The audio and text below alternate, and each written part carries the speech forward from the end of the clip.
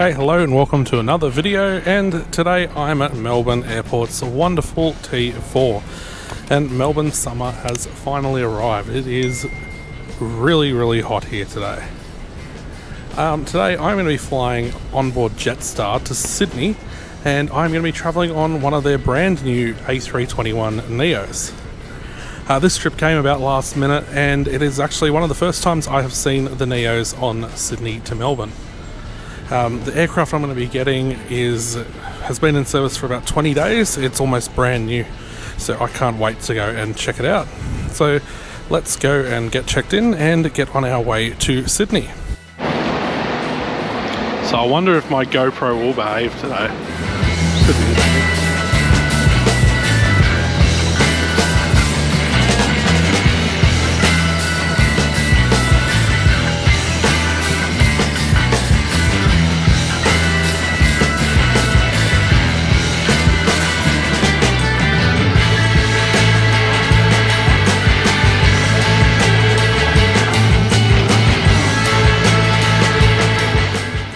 So, I know it's hard to believe, but the GoPro did not work properly, nor did the Jetstar kiosk today. Check-in for Jetstar at the airport opens 2 hours prior to departure, and I checked in basically right on that 2 hours, as I was pretty early coming in from Canberra. But once I found a kiosk, the process was incredibly simple, and I soon had my bag tag and boarding pass done, and my bag checked in via the automatic bag drop. None of this process needed any staff assistance at all.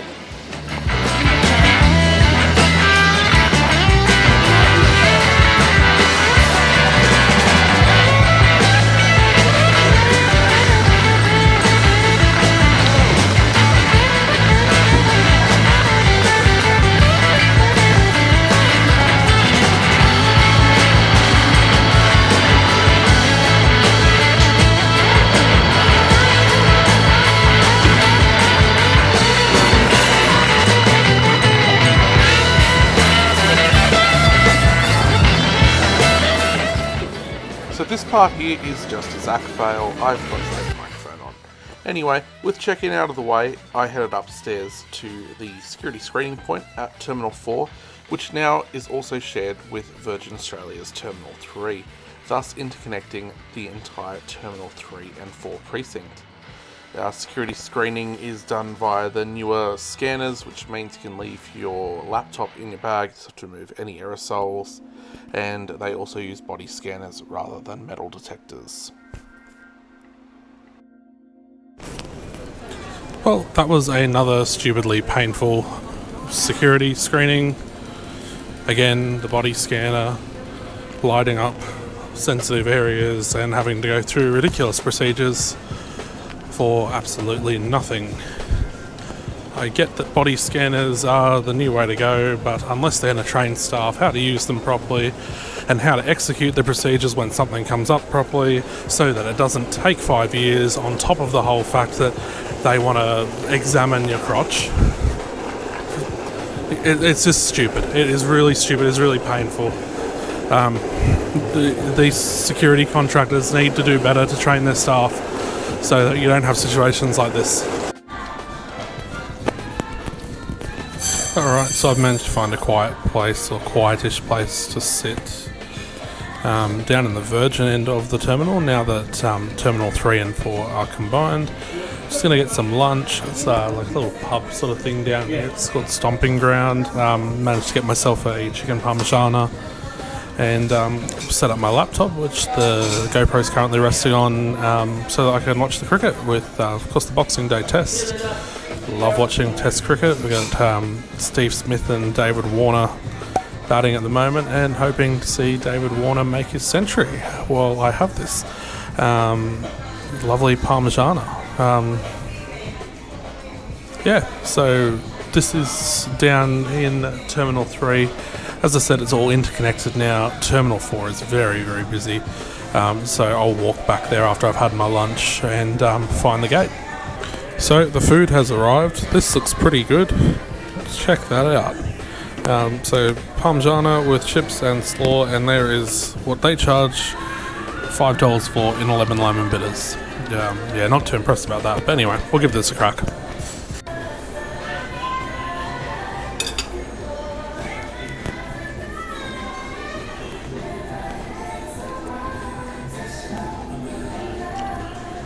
I mean, as far as food that you get at the airport goes, that's pretty damn nice. Really can't complain with that at all. Now, I'm going to enjoy this, and let's see you when I'm walking to the gate. Okay, so it's now time to walk back down all the way to Terminal 4. I think we're going from Gate 47, which is at the extreme end of this terminal. So it's a bit of a walk, but the cafe down there was just nicer than anything up in T4, so worth the walk. I really want to criticise Melbourne Airport, really. The terminal here is very nice. The facilities are all nice and new. The maintenance of the facilities is horrendous. You use the facilities just down near the Virgin gates. One of the stalls didn't have a lock on it. The one I used, there was graffiti all over. Like, we're in an airport, not some suburban train station. That's really not good enough. I'm sure the airlines are paying ridiculous fees to use this airport. It should be maintained properly. That's I don't know, maybe I'm just a bit spoiled because Canberra Airport maintains their facilities immaculately, but yeah, this is really, it's not nice. So anyway, here we get all the way down to this gate. It's a bit of a hike.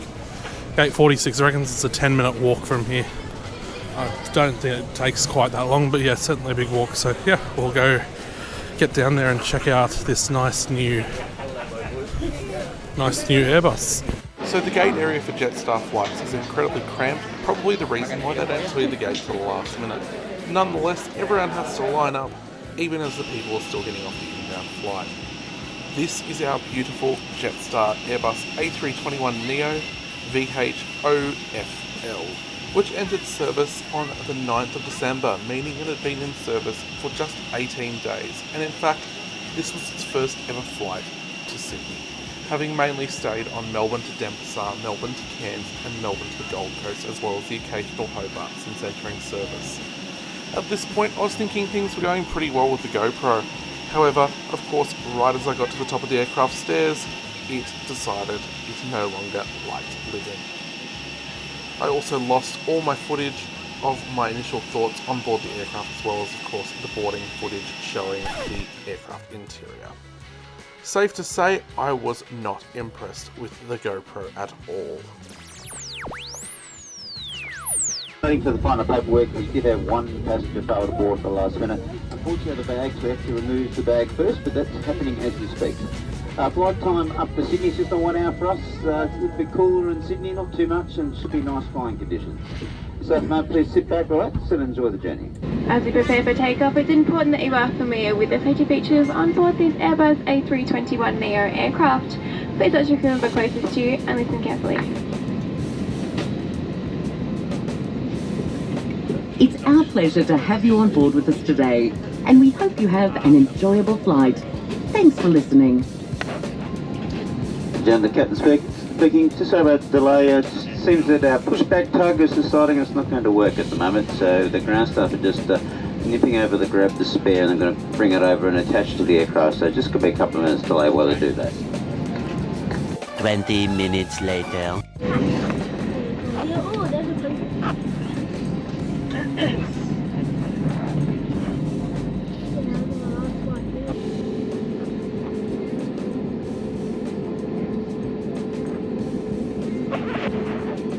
With everything finally coming together, we made our way out to Melbourne's runway 34, departing at 3:31 PM, which was 51 minutes behind schedule.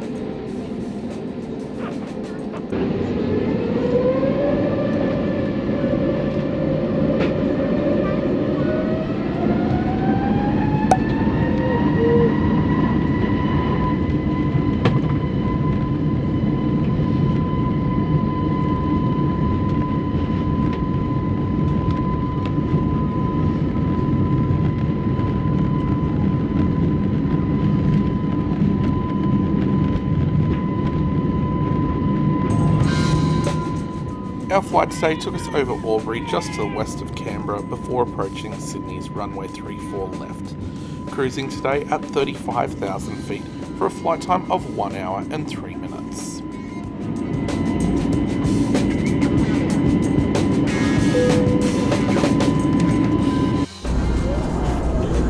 Okay, so we are underway on the Jetstar A321NEO, and first impressions, this thing is absolutely magnificent. It's a pretty hot day in Melbourne, heat decreases aircraft performance, and man did this thing get up and go for a big aircraft. That was quite impressive. I mean, it's a big aircraft for a narrow body. Obviously the engines are quite powerful in these CFM leaps, and it is so quiet. Compared to another, like the older A320s or 21s, this thing is not even comparable in terms of noise. As far as the seat goes, the seat's pretty comfortable for a Jetstar seat. I'm actually finding there to be more legroom than what I'd find on Qantas or Virgin in their standard economy class. So only criticism of it is it felt a little bit flimsy when the power was applied for takeoff. It certainly bent backwards a bit with my weight, although I'm heavier than a normal person, so I guess you've got to expect that. Yeah, cabin crew are about to start the service, and I think my fare comes with a $10 voucher, so we'll see what we can get and have a better look around the seat. Okay, hopefully we don't have GoPro issues. The battery is going down like no tomorrow. Just getting over some clouds now. So the seat, as I said,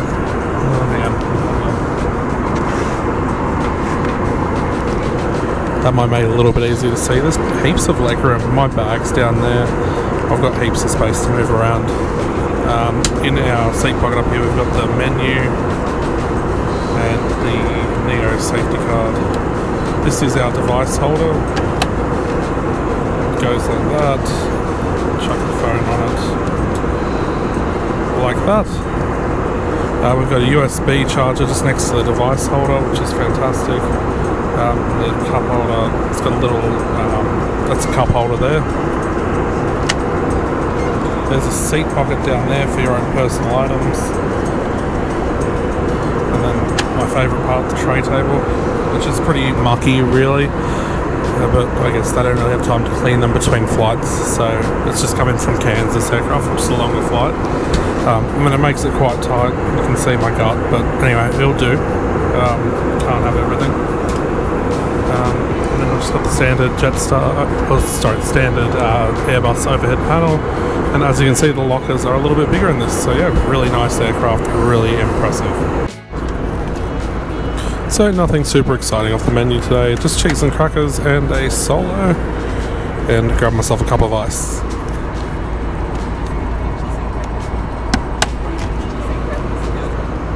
And yes, their cups do fit nicely in the cup holder.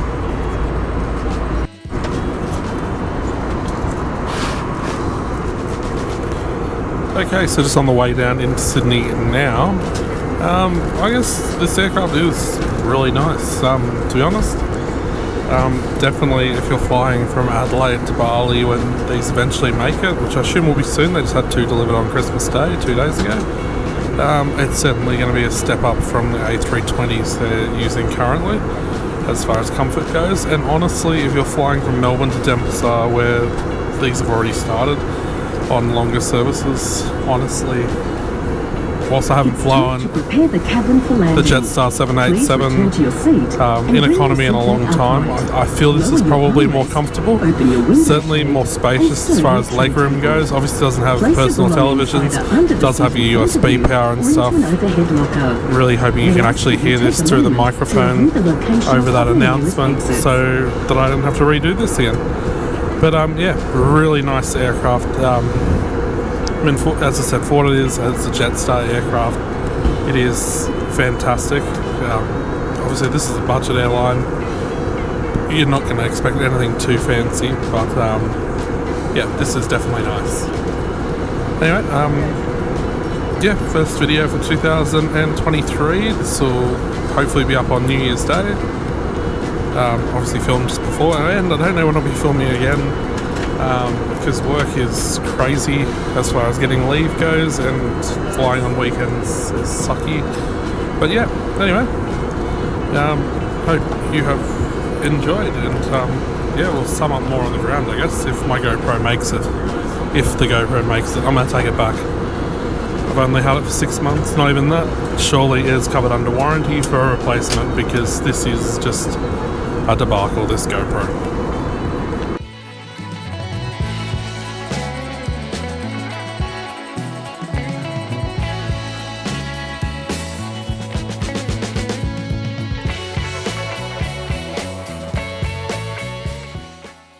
All in all, I'm pretty disappointed with the lost footage from the boarding, as I really didn't get to properly show the aircraft interior on this flight. However, have a Google of it. It looks absolutely amazing with the mood lighting, and safe to say I'm going to take the GoPro back to where I got it from and see what they can do for me, because the GoPro is less than 6 months old still, and it really shouldn't be having these issues. You'd really expect a little bit better from a company such as GoPro. So we'll see if they can upgrade me to the Hero 10 as compensation or something, or maybe even the Hero 11 or whatever the latest one is. That'd be nice.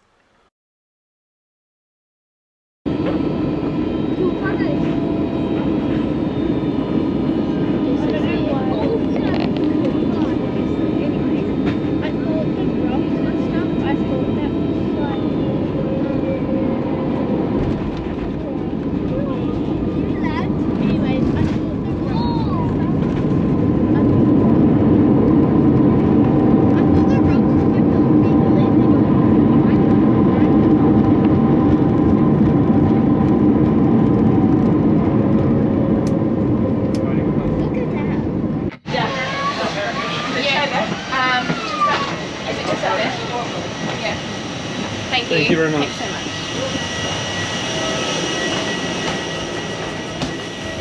much. Boarding pass. If you're seated from rows 1 to 19, please turn left and use the aero bridge for boarding. If you're seated from rows 20 and above, please go straight down the stairs and use the tarmac for boarding. A reminder that smoking and using mobile phones.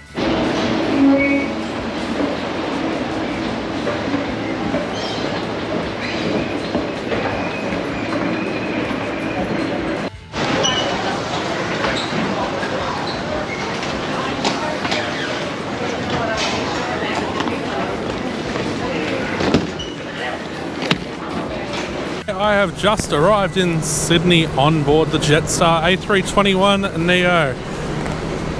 Despite the pretty hefty delay due to God knows what was going on in Melbourne. I mean, first it was who knows what, and then it was the pushback tug braking. Anyway, we're about an hour late. Could have been a lot worse, and it really hasn't affected my day that much, other than making my 5-hour wait in Sydney a 4-hour wait. So I can't complain too much. The Neo itself, absolutely, what a beautiful aircraft. I can't wait for Qantas to get them in their fleet, see what they do with it.